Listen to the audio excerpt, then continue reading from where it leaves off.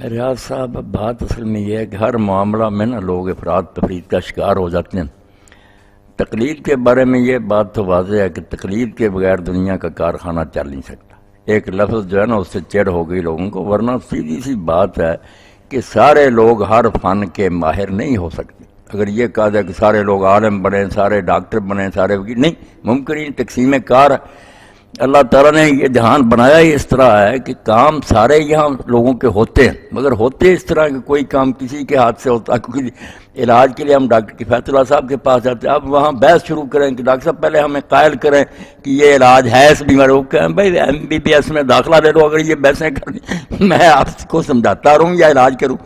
تو اسی طرح جیسے ہر شعبہ میں ہم ماہر فن پر اعتماد کرتے ہیں، دین کا معاملہ بھی یہ کھیل تو نہیں بن سکتا کہ ہم ان پڑھ اور پڑھے کو اجازت دے دیں کہ جاؤ فیصلے کرو اللہ رسول کیا کہتے ہیں۔ نہیں، اس کے لیے بہت علوم کی ضرورت ہے، تقوی کی ضرورت ہے، بہت اچھی طرح سوچ بچار کی ضرورت ہے۔ یہ ہر آدمی نہیں کر سکتا، جن کی عمریں گزر جاتی ہیں وہ بھی بیچارے نہیں قابل ہوتے کہ کسی معاملے میں آخری بات کہے۔ تو اس لیے یہ تو ٹھیک ہے کہ دین میں بھی ہم کہیں گے کہ کسی عالم پر اعتماد کرو یار، جس کو تم اچھا سمجھتے ہو کہ متقی ہے اس کے پاس جائے۔ اندازہ ہی ہوتا نا، طب میں بھی یہ ہے کہ کیا پتہ لوگوں کو کہ یہ ڈاکٹر قابل ہے، یہ سوچتے ہیں کہ شہرت اس کی کیسی ہے، مریض شفا یاب۔ اسی طرح کسی عالم کو جس کو بھی قابل اعتماد سمجھ کے اس کے پیچھے چلے۔ اب یہ بری ہو گئے،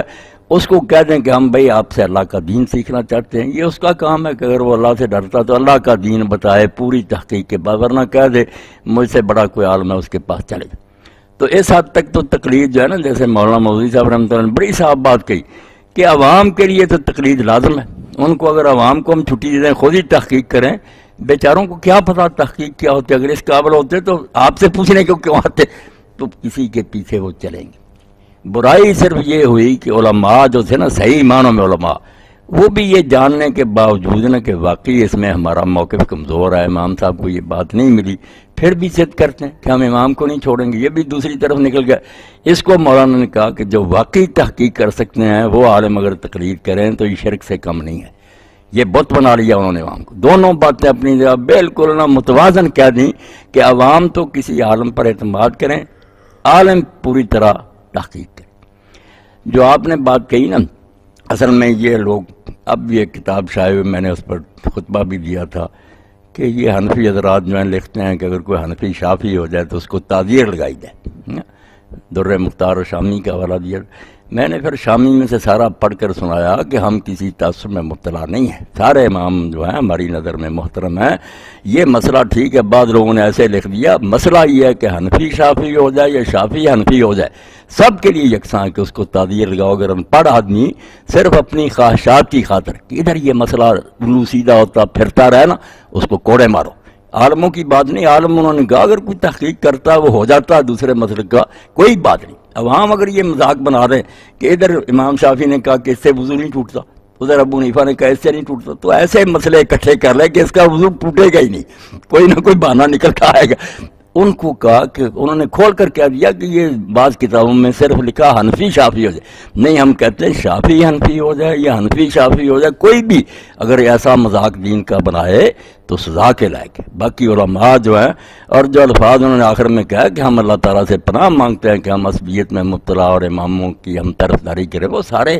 ہمارے بزرگ ہیں رحمت اللہ، اس لیے یہ بھی بات ذہن میں رکھیں کہ ایسا کوئی مسئلہ نہیں، سب کا احترام ہے۔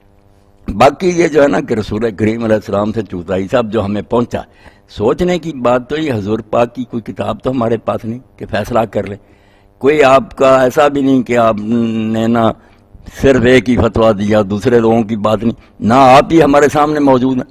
تو کتابوں میں جو روایتیں آئیں ان کی بنا پر لوگ پھر تحقیق کرتے ہیں۔ کسی کو پتہ چلتا کہ رسول اللہ کا یہ عمل زیادہ تھا، آپ ناف کے نیچے مانتے تھے، کوئی سینے پر کسی نے پڑھا، کر رہے ہیں سارے اتباع اطاعت رسول۔ غلط فہمی یہ کہ لوگ کہہ دیتے ہیں ہم ہی اطاعت کر رہے ہیں باقی بے دین ہو گئے، کون کلمہ گوئی ایسا کرے؟ اللہ کے رسول کے وہ شہدائی ہے، باقی جو ملتا ہے انہیں بیچارے اپنی تحقیق کی حد تک سمجھتے ہیں کہ یہ ٹھیک۔ تو آپ بھی اگر سینہ اپنا فراغ کریں اور سمجھ لیں کہ اللہ کے رسول علیہ السلام نے اگر یہ باتیں ایسی ہوتی نا کہ لوگ گمراہ ہو جاتے۔ بہت اچھی ایک بات لکھی ہے مولانا مناظر حسن گیلانی رحمۃ اللہ کہ آپ نے حدیث کیوں نہیں لکھوائی؟ وہ کہتے ہیں جو دین کا ضروری حصہ تھا نا، جس کو قرآن کہتا بینات، کہ بینات آنے کے بعد اختلاف نہ کرو، بینات صرف وہ ہے جو قرآن ہے،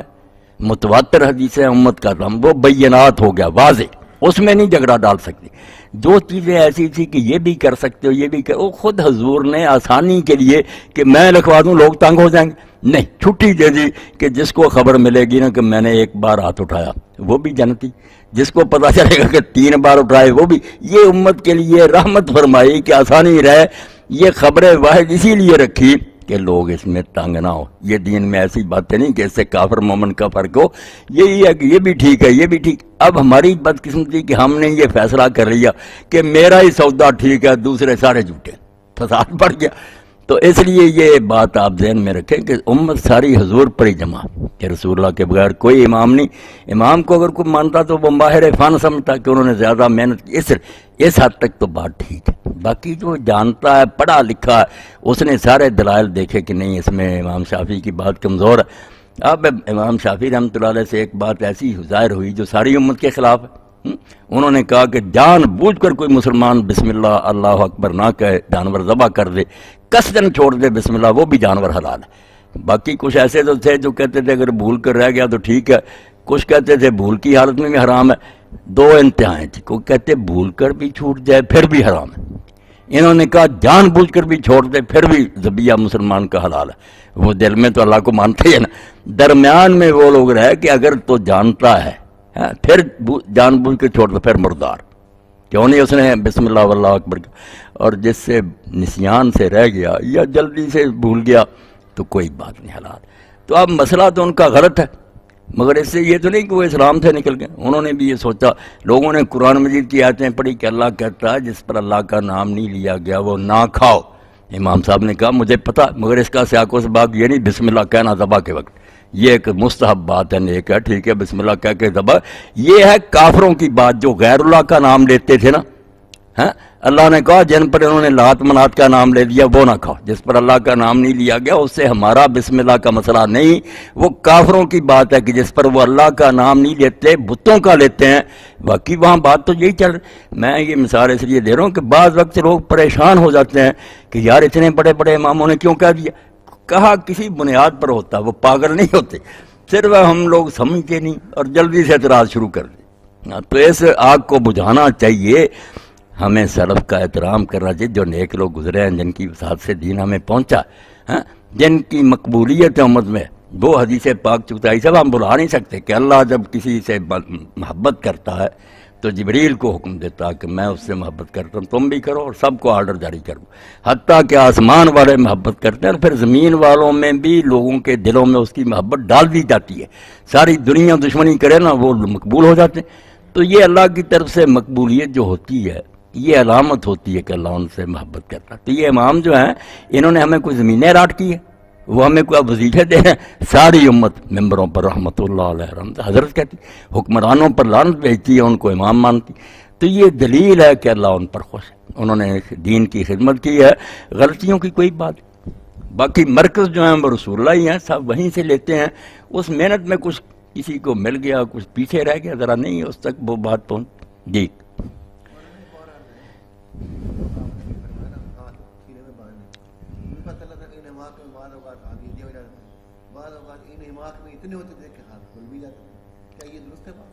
نہیں انحماق کی بات تو ہے ہی ٹھیک ہے، آپ ایسی نمازی پڑھتے تھے مگر آپ قصدن ایسا کرتے، کبھی باندھتے تھے کبھی چھوڑ دیتے تھے، کبھی یہاں باندھتے تھے کبھی نیچے، اسی لیے آپ کے صحابہ میں سے حضرت عبداللہ بن زبیر کا تو بالکل صحیح سند سے آتا نا، وہ چھوڑ کر پڑھتے تھے۔ اور امام ابن عبد البر نے جتنے تابعین کے سردار ہیں نا، یہ 4 امام تو بعد میں مشہور ہوئے نا، امام محمد بن سیرین ہیں، حسن بصری ہیں، سعید ابن مسیب ہے، ابراہیم، سب کی سندیں دے کر کہا کہ سارے لوگ ہاتھ لٹکا کر نماز پڑھتے تھے۔ لیث بن سعد مصر میں تھے، امام مالک تھے، یہ سارے لٹکاتے تھے۔ یہ مسئلہ کفر ایمان کا نہیں تھا، لٹکا لیتے بھی تھے وہ بھی ٹھیک تھا، باندھ لیتے تھے، باندھ یہاں بھی لیتے تھے نیچے، مقصد یہی تھا کہ لوگوں کو بتایا اصل کام تو ہے کہ اللہ کی طرف توجہ کرو، یہ کوئی باتیں نہیں، باندھے ہیں چھوڑے۔ مگر ہم چھلکے پر جھگڑنے لگ گئے، جو مغز تھا نا وہ دیا چھوڑ، دل میں خضوع کوئی نہیں، حاضری نہیں۔ اب ہم کہاں سے لائیں؟ میرے دوست نے مولانا ارشاد اللہ کے طریقہ میں نے دعا کی ہے بار بار کہ آج کتاب ایک انہوں نے ایسی اچھی لکھی ہے جیسی لکھنی چاہیے، سورہ جو ہے نا المومنون، اس کے جو ہے نا شروع میں کہ قد افلح المومنون یہ آتے ان کے پر درس دیے تھے انہوں نے محمدی مسجد میں، اب اس کے ساتھ اضافے کر کے تو چھپوا دیا۔ باقی کتاب جو ہے بہت اچھی، بہت عمدہ لکھی ہے کہ خشوع کیسے ہوتا اور نیک لوگوں کے واقعات لکھے۔ اب اس میں جب انہوں نے ایسی باتیں لکھی، امام حسین رضی کے بچے زین العابدین کے بارے میں لکھتے ہیں کہ جب وہ نماز کے لیے وضو کرتے تو رنگ زرد پڑ جاتا اور جسم کانپنے لگتا، تو لوگ کہتے فرزند رسول آپ کی یہ حالت کیوں ہو جاتی؟ فرمایا تم جانتے ہو کہ میں کس کے سامنے کھڑا ہونے لگا اور کس سے بات کرنے لگا؟ جس کو دل کی باتوں تک کا علم ہے اس کے سامنے کھڑا ہو رہا ہوں۔ اگر یہ جواب آ جائے کہ فلاں نماز سے لے کر اس نماز تک کیا حرکتیں کیا تو نے، پھر آ گیا میرے سامنے کھڑا ہونے کیا؟ اور طاؤس رحمۃ اللہ علیہ کا لکھا کہ وہ کہتے ہیں میں نے دیکھا کہ مسجد میں داخل ہوئے بیت اللہ کی مسجد اور گئے حتیم میں گئے، وہاں جا کر سجدہ کیا، اور یہ انہوں نے پڑھا، یہ ابن رجب نے بھی اختیار الاولیاء میں لکھا، بہت میں نے پہلے دیر پڑھا، اور یہ طاؤس کہتے ہیں میں نے پھر یہ یاد کر لی، میں نے دیکھا سجدے میں رو رہے تھے اور یہ دعا کر رہے تھے، اس طرح اللہ کو پکارا تو میں نے یاد کر لیا، اور یہ کلمے کہہ کر جب بھی میں نے دعا کی ہے نا، پھر طاؤس خود بہت بڑے امام، میری دعا رد نہیں ہوئی، میں نے دیکھا کہ سجدے میں رو رہا کر رہے عبید و کعب فنائک، تیرا حقیر سا بندہ تیری بارگاہ میں آ گیا، فقیر و کعب فنائک، یہ محتاج ہے آ گیا تیری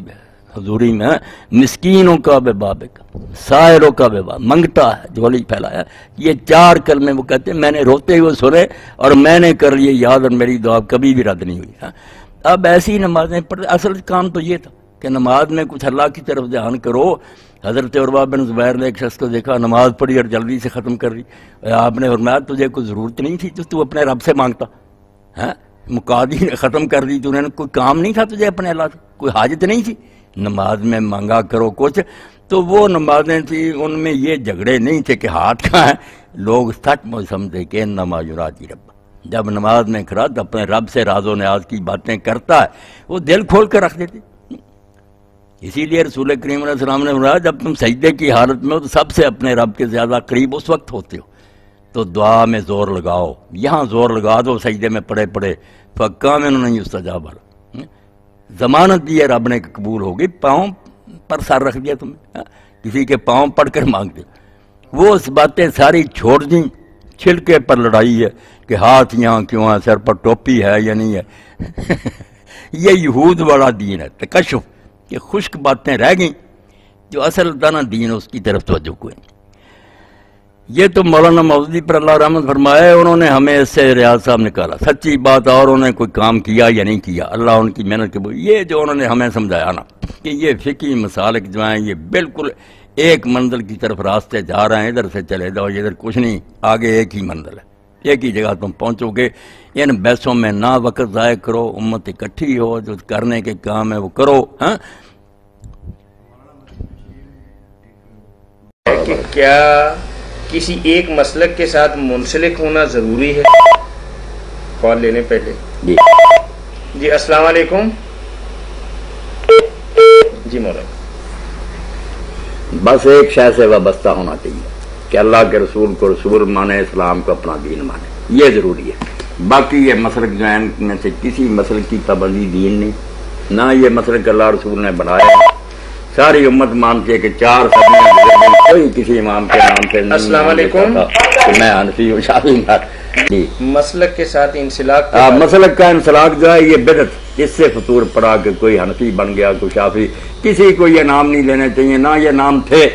ہر مسلک اپنا ہی ہے۔ جیسے لکھا نا علماء نے شاہ ولی اللہ کہ پہلی 3 صدی میں کیا تھا، جس مسجد میں گیا یہ کوئی نہیں پوچھتا کہ آپ پہلے مسئلہ دیکھا کہ آڑ میں مسئلہ پوچھ لیتے تھے، عوام اس پر عمل کرتے تھے۔ اب بھی یہی ہونا چاہیے کہ آپ کہیں جائیں کوئی نہ پوچھیں کہ مسلک مولا پہلا بتائیں، آپ مسلک کو دفع کریں، اس سے کہیں آپ عالم ہیں ماشاءاللہ، ہمارے اسلام کے رہبر ہیں، آپ دین کی روشنی بتائیں کیا مسئلہ، جو بتائیں اس پر عمل کریں، اس کا ختم۔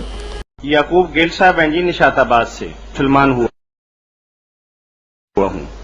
کوئی مجھے سنی بننے کا اور کوئی مجھے وہابی یا کوئی کچھ اور بننے کا مشورہ دے رہا ہے، اور ایک مولانا کہتے ہیں کہ مجھے کسی نہ کسی فقہ کا مقلد بننا پڑے گا، خدا را مجھے اس مخمصہ سے نکالیے۔ گل صاحب آپ اس مقصد سے آزاد ہیں، یہ مقصد لوگوں نے خود ہی بنا لیا، دین میں ایسی کوئی بات نہیں، نہ آپ کو وہابی بننے کی ضرورت ہے، نہ سنی بننے کی ضرورت ہے، نہ کسی امام کی تقلید کرنے کی ضرورت ہے۔ اللہ تعالیٰ آپ کو استقامت نصیب کرے۔ امام تو ساری امت کے ایک ہی ہیں، رسول کریم علیہ الصلوۃ والسلام۔ یہ امام یا بزرگ جو ہیں یہ تو آپ کے امت ہی ہیں، ان کا کوئی الگ دین نہیں ہے، اس لیے آپ نے اسلام جو کہتے ہیں مجھے نیا نصیب ہوا، اللہ تعالیٰ اس پر پختہ رکھے، ہمیں بھی پختہ رکھے۔ آپ بس یہ کریں کہ جس کو سمجھنا کہ کسی موقع پر یہ عالم دین ہے، اس کو دین کا کوئی علم ہے کسی گروہ کا، آپ بلا تفریق اس سے پوچھ لیں کہ بھائی میں مسلم ہوں، اللہ رسول کا جو فرمان ہے مجھے بتا دو۔ اب یہ اس کی ذمہ داری ہے اگر وہ عالم ہے کہ وہ اللہ رسول کی بات آپ کو پہنچا دے، غلط بھی پہنچائے گا اور آپ کے پاس اتنا علم نہ ہو کہ آپ خود تحقیق کر سکیں تو آپ بے فکر رہیں، جواب دے وہ ہوگا، آپ بڑھیں۔ مگر یہ آپ کے دل میں نہیں ہونا چاہیے کہ اسی گروہ کے عالم سے ہمیشہ پوچھوں، نہیں،